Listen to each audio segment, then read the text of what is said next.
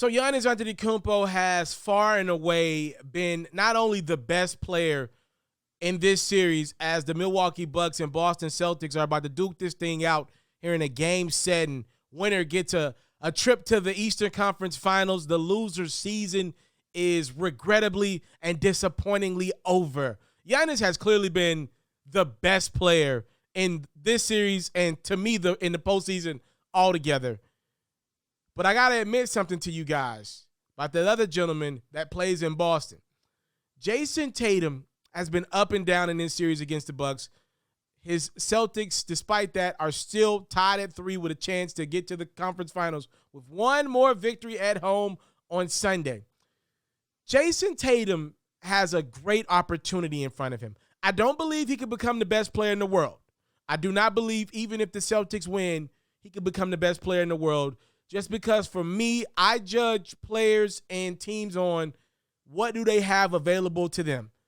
If your top 3 are healthy, including yourself, it's all fair game. If top 3s are healthy for both teams, it's all fair games. That's why we're hard on the Sixers, because at the end of the day, at the end of that series, they had James Harden, Joel Embiid, and Tyrese Maxey. For the Milwaukee Bucks, they got Drew, they got Giannis. They do not have Chris Middleton, who I believe to be their second best player. So without Middleton, I'm going to give Giannis a grade with a curve. He is dominating this series, but I do believe the Bucks would have taken care of business in 6 games if they had Middleton.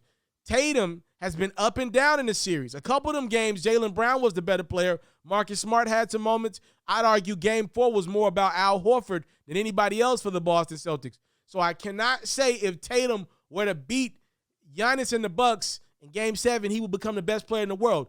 But he has sure as heck made it an interesting conversation at the small forward position. We're not going to act like Tatum didn't destroy Kevin Durant and the Brooklyn Nets in the round number 1. Now, I do believe the way Tatum did KD and company, that to me was a little more decisive. I feel a little more comfortable saying Tatum beat the Brooklyn Nets at pretty close to full strip because Ben Simmons never played a game for Brooklyn.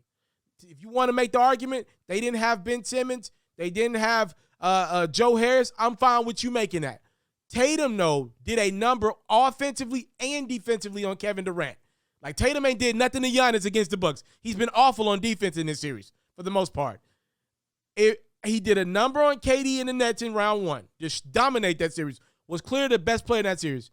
If he's able to get past Giannis and the Bucks, I think starting next year, the conversation will start. It's a conversation that I would still pick Giannis in because he gives it everything he's got on both ends of the court. But that conversation will justifiably start.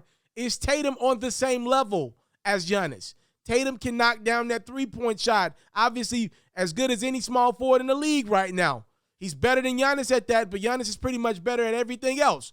I'm always going to roll with Giannis. But Tatum is coming into some very interesting territory here. If he can beat KD in round number 1, which he did, and then beat Giannis in round number 2, which he's close to doing, and then he'll have a matchup with Jimmy Butler, who's been playing out of his mind this postseason. It's a conversation.